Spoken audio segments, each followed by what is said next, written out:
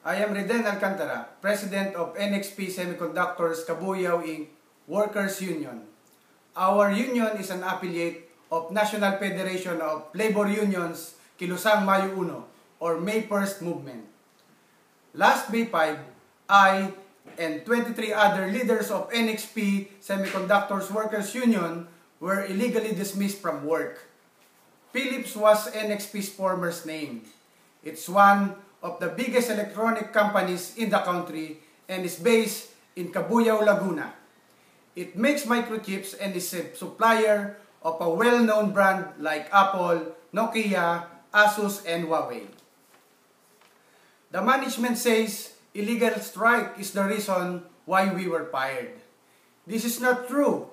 Workers did not go to work for a few days in April and on Labor Day, because these days are regular, non-working holidays.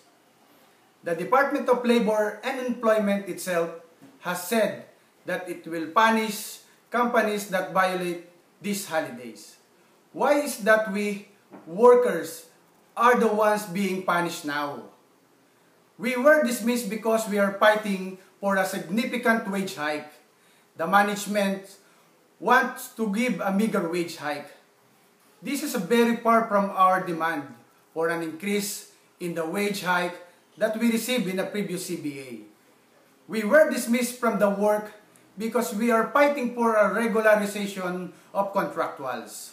The company has been employing numerous contractuals who receive lower wages, can be removed from work anytime, and therefore find it hard to join the union. We will fight.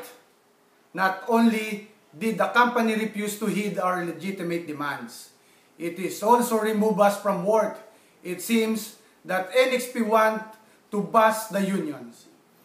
Our demands are for our families and are reasonable, but NXP refuses to grant this so that it can continue to rake in huge profit. We are calling on the workers and the people of the Philippines and the world to support us. We believe that our fight is a fight of all Filipino workers and people.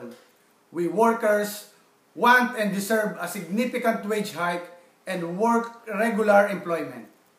Many among us have already been removed from work for fighting for our rights. Our union is the one of a few unions in the country's industrial enclave and the entire country. Let us not allow the busting of few unions in the country.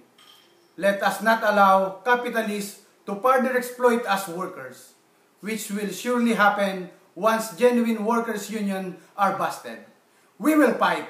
We hope that you join us. We are asking for your support. Together, let us demand. Reinstate the 24 union leaders of NXP Philippines. Resume negotiation for a CBA. Implement a significant wage hike. Regularize contractual workers. Struggle for wages, job security, and trade union rights.